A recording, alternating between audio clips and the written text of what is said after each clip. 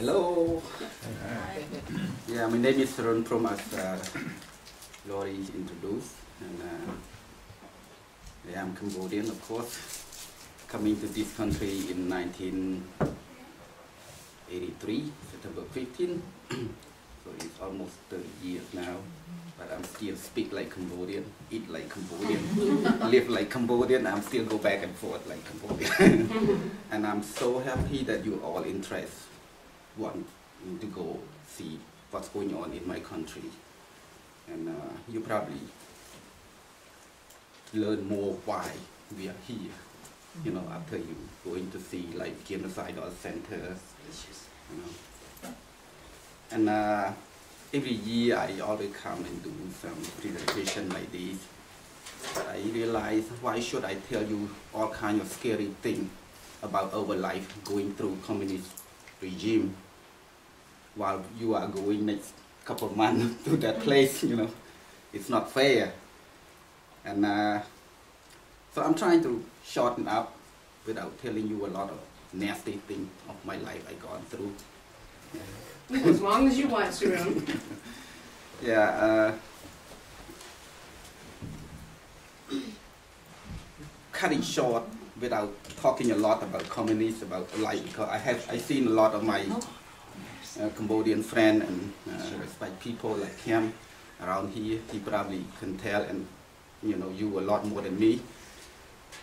I'm just tell you about how we all come to America.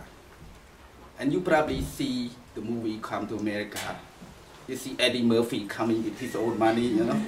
It's not like that, you know. We came different way. We all had to go through a refugee camp in Thailand. And you know, to be called refugee, I mean, they're not going to treat us like normal person. You are a refugee living in a camp that they put the fence around and you can't go anywhere, you know. Life there is being controlled by other countries' security, and it happened to be our neighbor country where we used to be enemy for a long time. So imagine how we were treated in a refugee camp in Thailand. You can see people die around the camp. The new arrival come, they just shoot. You know, you make a mistake, they put in a place and they torture you. And we were running away from being tortured by communists and to get into another place that we get tortured every day. Food was very limited. The only thing is better than life in communism. In communism, we call it the wall, the jail, the prison without wall. You can go anywhere, but if they don't like you, they kill you. But in the refugee camp, they have a wall, they have a fence. You can't go anywhere. And if you trying to do it, they will torture you, they will kill you. So that's the difference. 83, I came to that country. I mean, Christina's husband was with me. You know, we were part of the family in the refugee camp. And after being rejected by the U.S. immigration 3 times, finally, they allowed me to come to America. You know, I probably don't use the word right, the word resiliency. I mean, you don't have a way out, you're trying to find some other way out. Instead of coming to America to join my brother in Rochester, because they rejected me 3 times, I went to ask Australia to accept me. Australia, they said they have no program to accept a single guy like me, because most likely I'm going to get into trouble in their country. Well, I was about 20 years old. Of course, I can get into anything. But, they said, however, if you get a family, I'll take you. And they want to know, what skill do you have when you get to my country? What would you like to do? I said, I have 2-year training in the nursing school. They said, that's good enough. But I can't take you if you're a single guy. In 20 minutes, I found a wife. I'm in the survivors. I saw one Cambodian family who have 9 children, so 11 people in the family. They're being rejected in every country. French, Canada, America, Switzerland, Japan. No one accepted them for whatever reason, nobody knows. And I said, well, if you have a daughter, if she's willing to marry me, we all can go to Australia. 20 minutes later, I bring everybody into the Australian embassy. I said, what? 20 minutes you find a girl? I said, but while I'm being interviewed with the Australia, the US embassy coming in, they said, no, you can't take Sarun because he is my people. I brought him from Khawidang refugee camp here with the US dollar, not Australian pay for it. You cannot take him. And I said, David, you rejected me 3 times. You want me to prove that I really have something connected to the soldier or, whatever security, school, whatever that related to political. I did combat on the concrete floor, bleeding, and you still rejected me. Now I want to go to Australia, you said I can't, Please let me go. He said, you come to me, I'll let you go to America because your brother there. And in Australia, they heard that you had to go with your brother. You can't come to Australia. Good thing is they accept the 11 family there to Australia, So I came to this country. Coming to this country is not free. I have to sign the form that I'm willing to be armed, combat, defend this country. I have to sign the form that I will register for draft when I get to this country. I have to pay airfare one-way ticket, $450 per person. So nothing for free. But the good thing is the $450 were paid by all the church in this country, and then we repay them back. September 14, 1983, I got to San Francisco, where they put me in a small motel and forget completely. Since 6 o'clock in the morning until 12 o'clock at night without food. They didn't remember they have one person in that room. Because I was contained myself in the room, afraid of going outside. I cannot turn the TV on.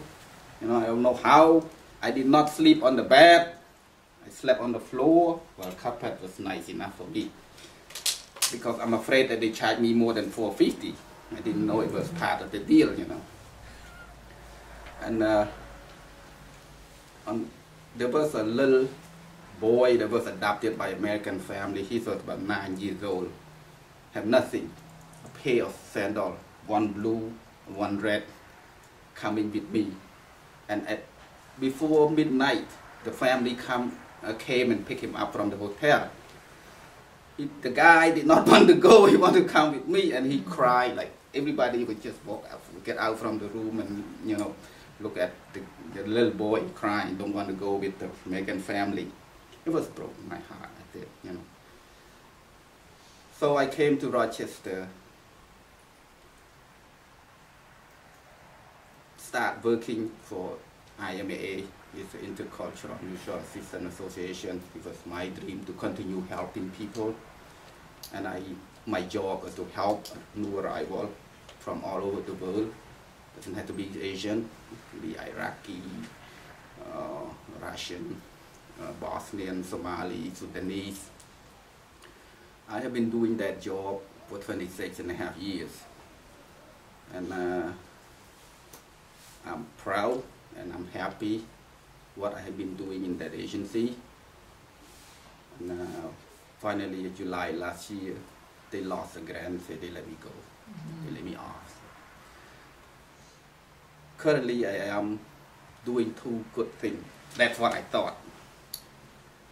I am trying to bring the US dollar back to America to help the economy by exporting a old farm tractor, like Ford farm tractor, excavator, the one that no one want to use them anymore. I feel like Cambodians should start using that instead of using ox and cow to plow the rice field. They should start using the tractor. And this part of private, but my goal is someday I will experiment by finding one village that I put 2 or 3 tractors when I get a little money, and let them do it, collect the productivity and sell it and maintain the tractor so everybody can use it. That is a challenge for me in the future, because when you use all together, no one take care of the machine, so it won't last long, you know. So, yeah, okay, the reason we are here, I just jump a little bit, I'll briefly tell you that the victim of Vietnam War, the Cambodian War ended in 1975, April 17, which is 3 years after Cambodian New Year. And after that, the country fall in the hand of communists.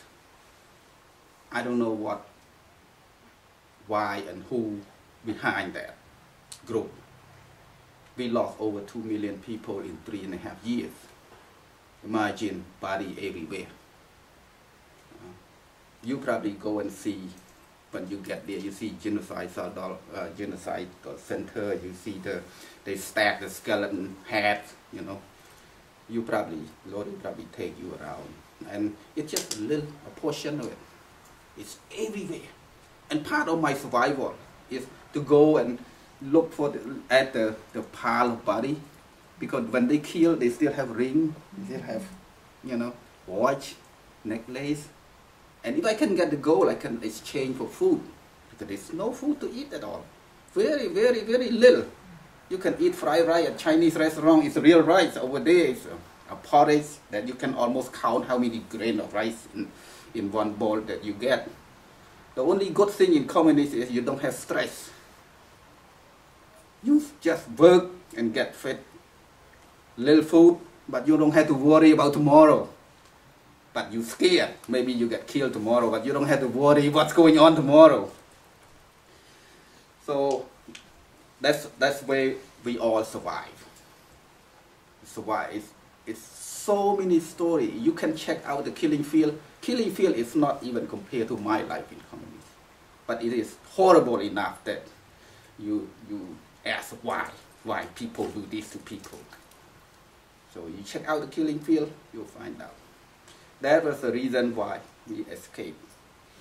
And I'm so happy, you know, and I will say thank you to all for decide to go to that place. And we'll see how we grow and grow up, how I grow up. And I'm telling you how I adjusted to lifestyle in America. Now you're going to adjust your lifestyle in a short period of time in the Cambodian way.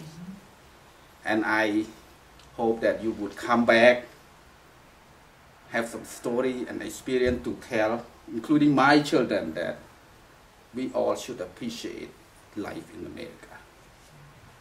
We all should appreciate what we have here compared to the people over there every day. They struggle to survive.